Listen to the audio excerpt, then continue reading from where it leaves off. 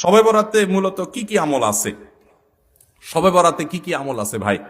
শবে বরাত উপলক্ষে ওই রাতে করার জন্য হাদিসে আলাদা করে এই আমল, এই নামাজ, এত সূরা, এতবার, এরকম কোনো কথা কোনো বিশুদ্ধ হাদিস দ্বারা প্রমাণিত না। কিন্তু আমরা অনেকে মনে করি শবে বরাতের নামাজ এত রাকাত, প্রথম রাকাতে অমুক সূরা এতবার, দ্বিতীয় রাকাতে তমুক সূরা অতবার, এরকম একটা গদবাদা সিস্টেম আমরা অনেকে বানায় নিছি না? এগুলোর কথা কোনো হাদিস দ্বারা কিন্তু প্রমাণিত না। হাদিসের নামে, ইসলামের নাম মন গড়া কিছু করলে সেটা কিন্তু জায়েজ হবে না। তাহলে আমি কি করতে পারি? মধ্য শাবানের রাত, যেটাকে আমরা শবে বরাত বলি, এই রাতে আল্লাহ তাআলা বান্দাদেরকে সাধারণ ক্ষমা ঘোষণা করেন। এই রাতের একেবারে কোনো মর্যাদা নাই, ব্যাপারটা সেরকম না।